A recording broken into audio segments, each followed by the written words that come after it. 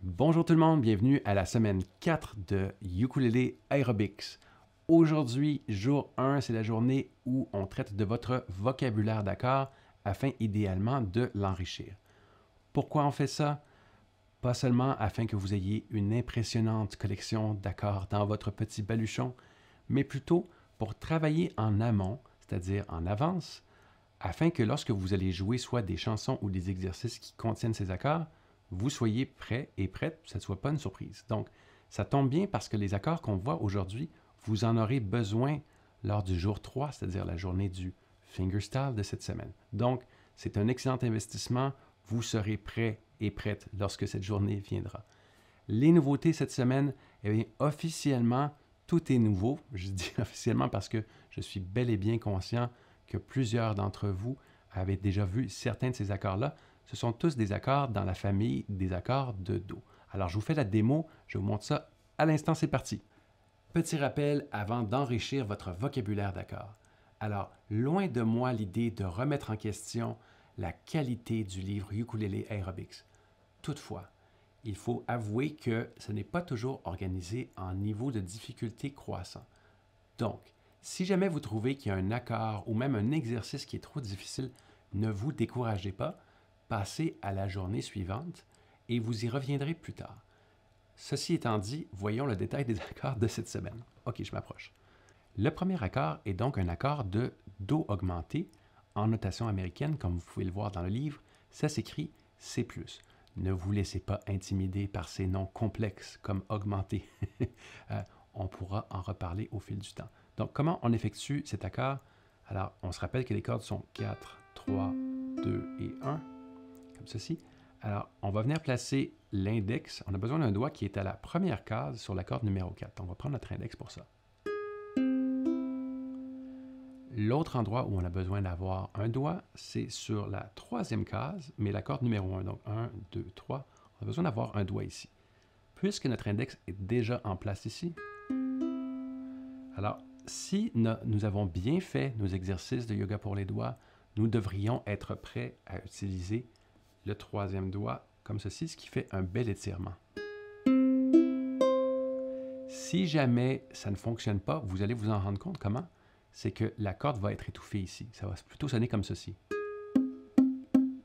Pourquoi c'est comme ça? C'est parce que ce doigt n'est pas réellement sur le bout, comme on l'avait vu lors des exercices de yoga pour les doigts. Alors, si c'est votre cas, alors d'une part, allez travailler votre yoga pour les doigts, mais essayez plutôt, ou peut-être vous avez juste des mains qui sont d'une taille plus petite, prenez votre petit doigt, votre quatrième doigt. On se rappelle qu'on peut sacrifier, comme encore une fois, on en a parlé lors de l'exercice de yoga pour les doigts, on peut légèrement sacrifier notre index afin que le petit doigt puisse se placer sur le bout.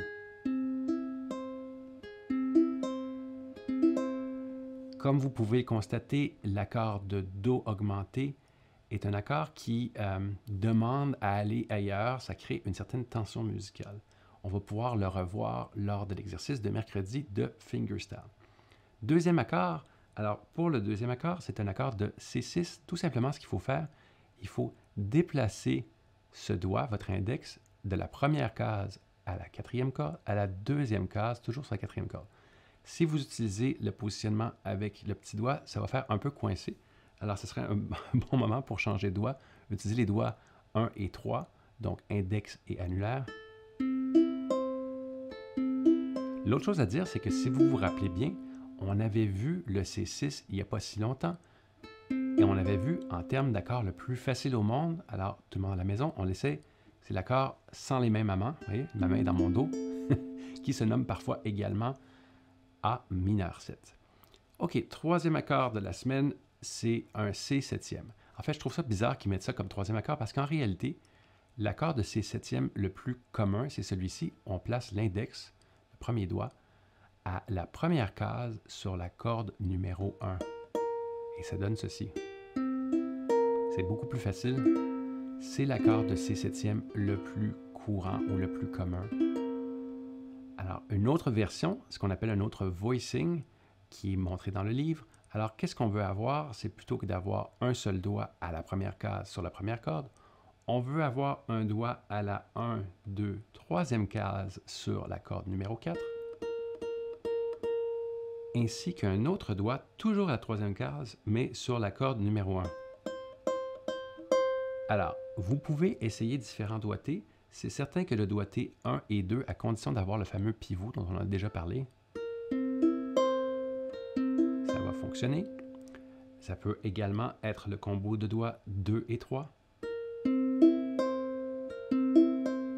Alors, comment on décide est-ce que je vais jouer mon C7e comme ceci ou est-ce que je vais le jouer plutôt comme ceci?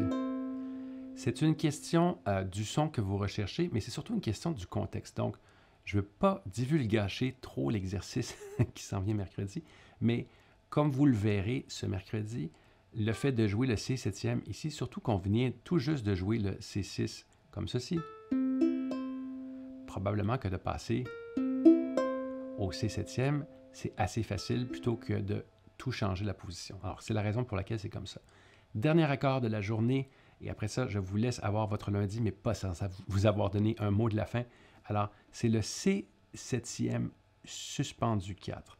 Alors, vous pourriez le faire comme ceci. En fait, l'objectif, c'est d'avoir un doigt qui couvre la première case à la deuxième corde, comme ceci, et avoir aussi un doigt qui couvre la première case à la première corde.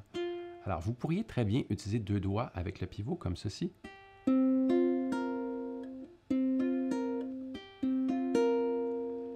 Mais vous pouvez également utiliser ce qu'on appelle un mini barré. Alors, qu'est-ce que ça veut dire? Ça veut dire que ce doigt-là, ici, appuie et couvre les deux cordes. Alors, j'ai une vidéo qui traite très spécifiquement des barrés, pas particulièrement des mini barrés, mais le concept avec les barrés, qu'ils soient mini ou méga, c'est quoi? C'est que chaque main est différente. Vous voulez trouver, c'est des fois une question de millimètres, quel est l'endroit à utiliser afin que ça ne tombe pas dans les plis de votre doigt et surtout que le doigt est légèrement sur le côté parce que la surface sur le côté ici est beaucoup plus rigide que la section dodu de votre doigt. Alors, la section dodu n'est pas très efficace. Donc, on recherche à avoir quoi? On recherche à avoir un fameux crochet comme ceci.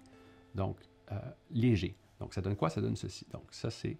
On va voir, il y a un léger crochet et je suis légèrement sur le côté de mon doigt, mais en fait, en dessous. Comme ceci. Généralement, quand on a un C7 sus 4, on s'attend à se diriger vers C7 tout de suite après. Donc, ah, voilà, ça va beaucoup mieux. Hein? Parce que si on reste ici,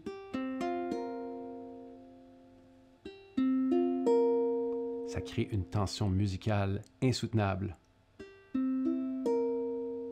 En terminant, lorsque vous travaillez vos accords, que ce soit pour apprendre de nouveaux accords comme on vient de le faire, ou peut-être même pour revoir des accords que vous connaissez déjà, mais dont le son vous semble un peu douteux, ma foi, alors il y a deux choses qui sont importantes. La première, c'est vérifier vos notes une par une. Alors, qu'est-ce qu'on recherche? C'est que chaque note sonne bien sur chacune des cordes. Si jamais je ne faisais que brosser l'accord comme ceci, je ne me rendrais pas compte que cette corde ici est étouffée. Alors, c'est pour ça qu'on vérifie une corde à la fois. La deuxième chose qui est importante, c'est que lorsqu'on travaille les accords, c'est un moment où on donne un cadeau à notre main qui est sur le manche ici, parce que les accords, c'est beaucoup une question de positionnement. Donc, on donne toute l'attention et tout le temps nécessaire pour bien se familiariser, avoir une prise de contact et au besoin développer les étirements nécessaires. Donc, comme je disais, si jamais vous n'avez pas un résultat où toutes les notes ou toutes les cordes sonnent, c'est probablement que vous avez besoin de faire des micro-ajustements au niveau de vos positions. Revoyez la vidéo qui traite des exercices pour les doigts et du yoga. Ensuite, dans cet exercice de cette semaine, on a vu deux versions d'un accord de C7e. Une application pratique, trouvez-vous une chanson qui contient un C7e, je vous en recommande une, la fameuse chanson Amazing Grace, et faites l'essai pour voir comment les deux versions du C7e ont un impact sur le résultat. Vous m'en donnerez des nouvelles dans les commentaires en bas. Finalement, comme toujours, si vous aimez ces vidéos, si vous trouvez qu'elles vous sont utiles et vous permettent d'avancer, s'il vous plaît, ça me ferait un grand plaisir si vous pouviez cliquer sur le bouton like afin que YouTube informe l'univers de toute la francophonie, que ces cours existent et que les ukulélistes partout sur la planète qui sont francophones puisse dominer la planète avant bien longtemps. Sinon, je vous souhaite un excellent lundi et je vous souhaite une joyeuse Pâques tout le monde. À bientôt, à demain. Bye!